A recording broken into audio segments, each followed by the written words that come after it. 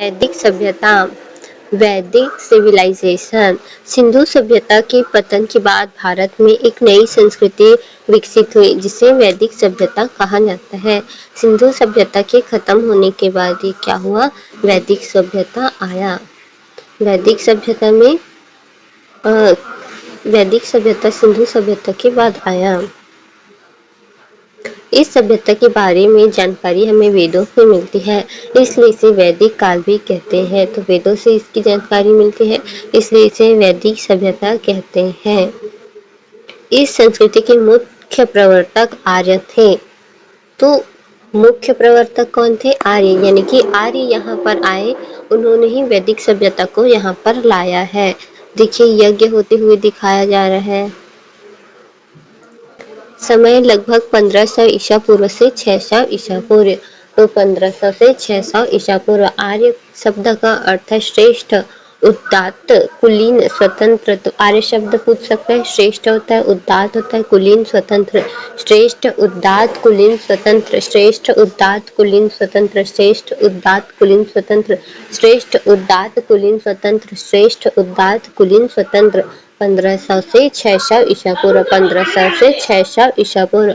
1500 से 600 ईसा पूर्व। श्रेष्ठ, उद्धत, कुलीन, स्वतंत्र। श्रेष्ठ, उद्धत, कुलीन, स्वतंत्र। श्रेष्ठ, उद्धत, कुलीन, स्वतंत्र। वेद।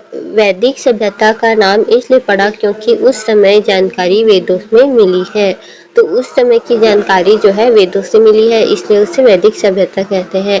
4 वेद है, ऋग्वेद, सामवेद, यजुर्वेद, अथर्ववेद। इसमें सबसे पुराना है ऋग्वेद। ऋग्वेद में 10 मंडप और 1028 श्रुति है। इसमें गायत्री मंत्र है जो सविता सूर्य को समर्पित है। सविता मतलब सूर्य को समर्पित है। गायत्री मंत्र जो है जो सविता या फिर सूर्य को समर्पित है। ऋग्वैदिक काल के स्रोत। तो ऋग्वैदिक काल के स्रोत क्या है?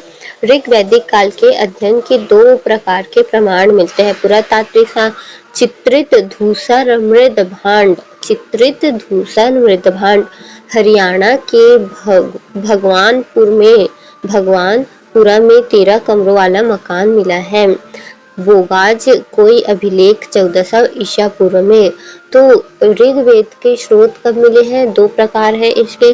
पहला तो पुरातात्विक साक्ष्य है और दूसरा साहित्यिक साक्ष्य है। तो पुरातात्विक साक्ष्य में क्या मिला है? चित्रित धूसर मृद भांड। चित्रित धूसर मृद भांड। चित्रित धूसर मृद भांड हरियाणा के भगवानपुरा में 13 कमरों वाला मकान मिला है। हरियाणा के भगवानपुरा में 13 कमरों वाला मकान यहाँ पुरातात्विक में।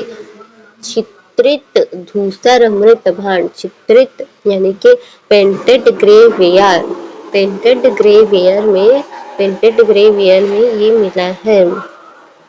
और 13 कमरों वाला, हरियाणा के 13 कमरों वाला मकान मिला है।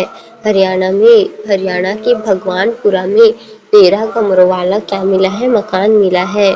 बोगाज कोई अभिलेख है। तो बोगाज जो है एक अभिलेख है। बोगाज अभिलेख है 1400 ईसा पूर्व। बोगाज अभिलेख है 1400 ईसा पूर्व। बोगाज अभिलेख है 1400 ईसा पूर्व। बोगाज अभिलेख है 1400 ईसा पूर्व। चित्रित धूसर मृदभांड पेंटेड ग्रे वेयर।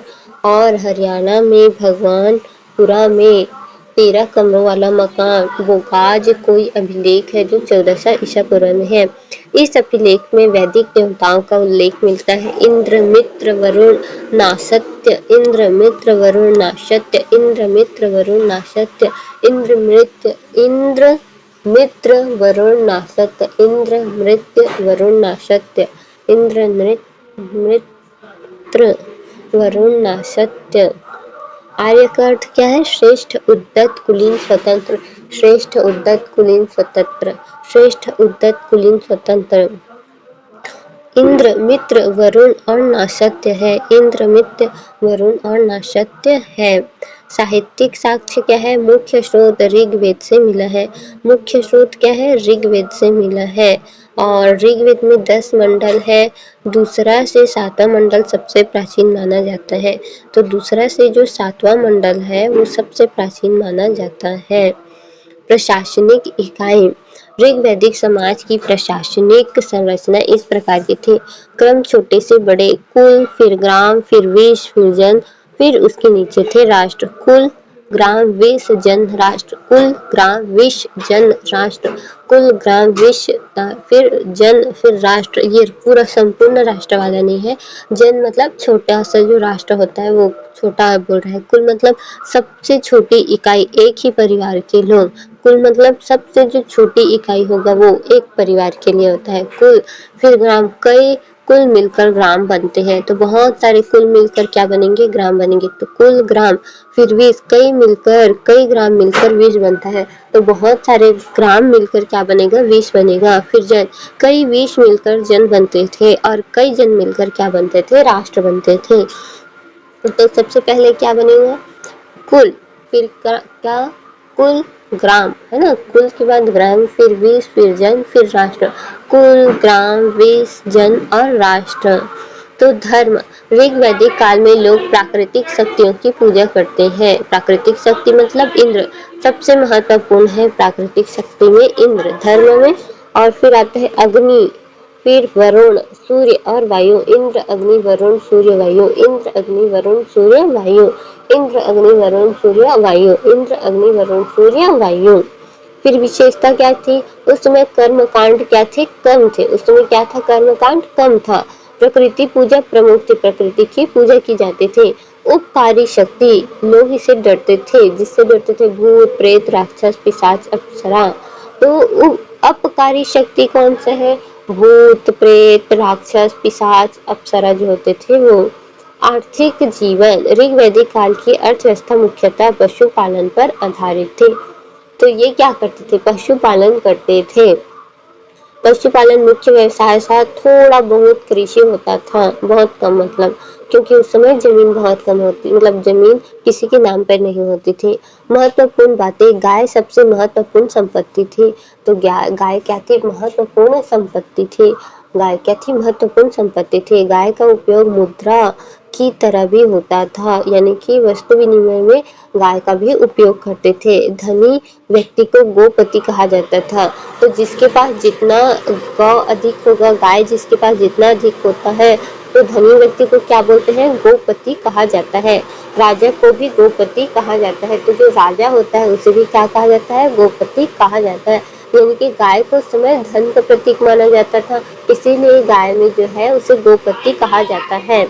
गाय, पशु क्या होते थे, गाय होती थी, भेड़ होती थी, बकरी। तो उनका मुख्य व्यवसाय क्या था कि पशुपालन था। तो उसमें गाय हो गया, भेड़ हो गया, बकरी हो गया, ये उनका क्या था, मुख्य व्यवसाय था पशु में।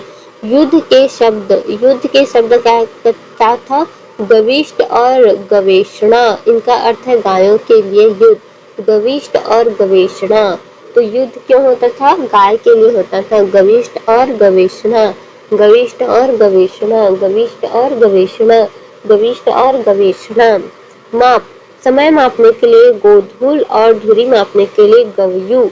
समय मापने के लिए गोधूल और धुरी मापने के लिए गवयु।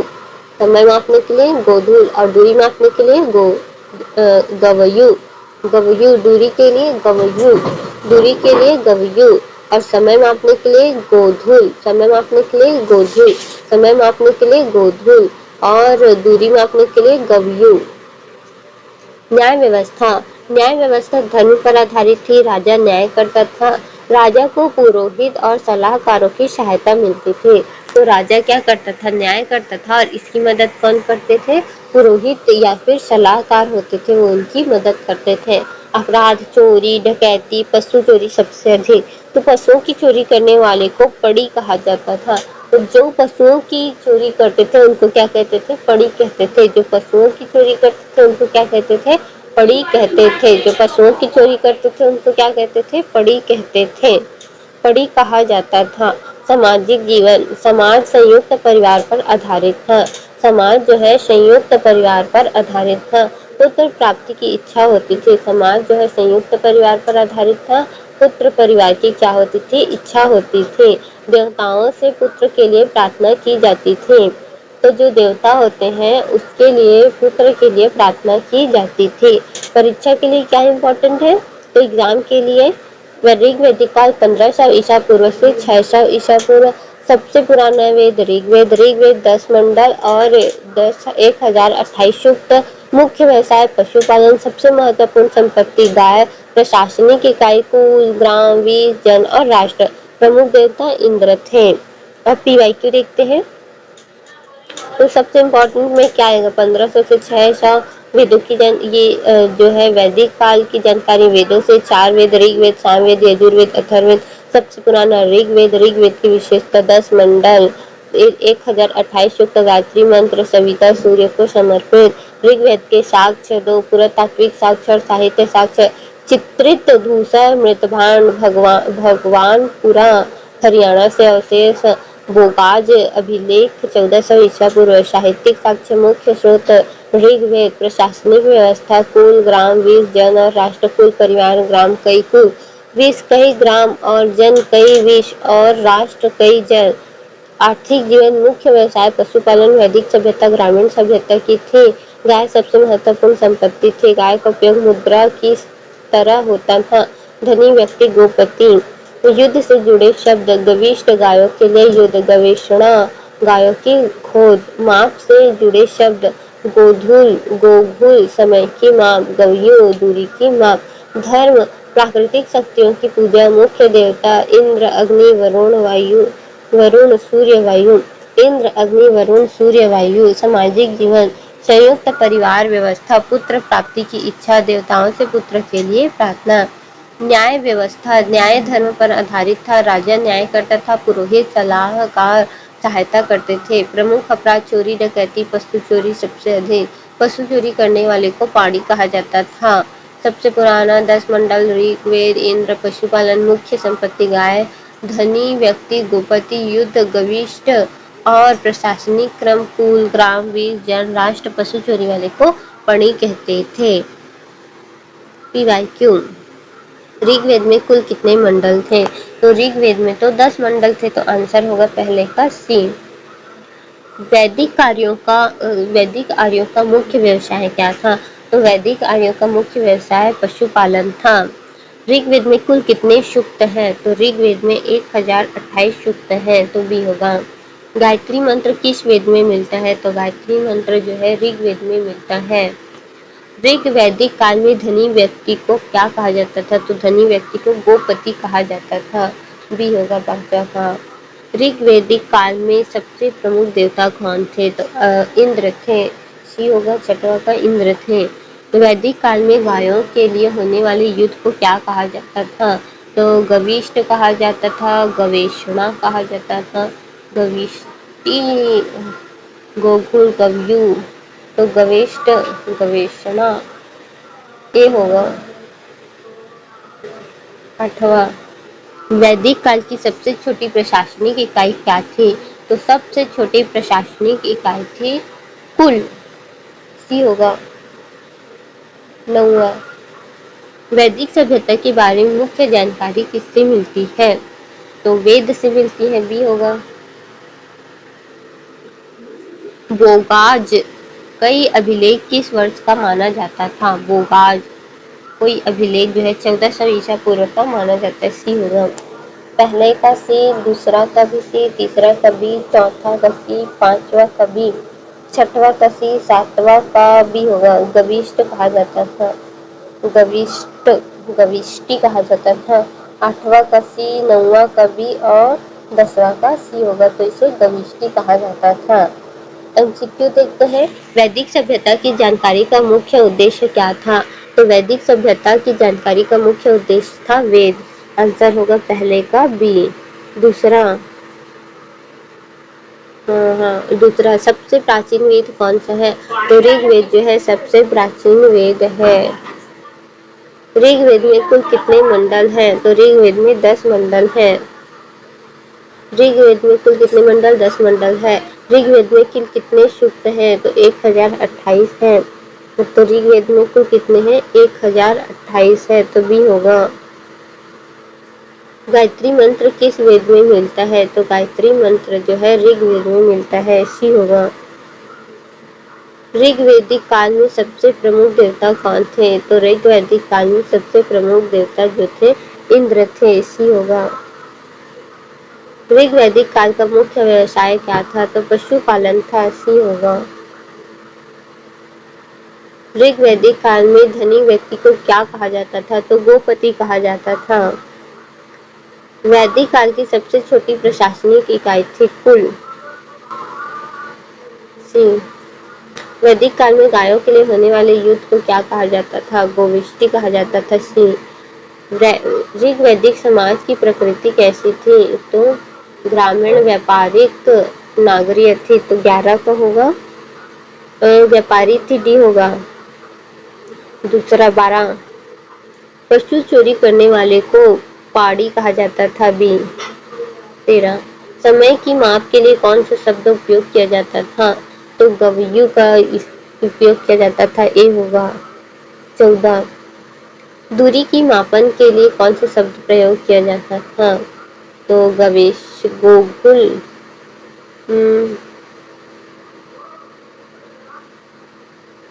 गवयु पता है, गोकुल भी होगा शायद।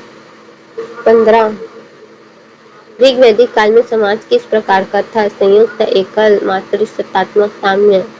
तो मातृसत्तात्मक था, सी शायद।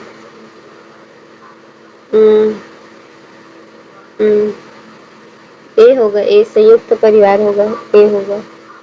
चेक करते हैं, पहला का बी है, दूसरा का पहला का बी है, दूसरा सी है, तीसरा सी है, चौथा मेरा तो बी है, पांचवा और छठवा सी है, सातवां भी सी है, आठवां बी है और नौवां सी है, 10वां गविष्ट है, 11 ए है, 11 क्या है?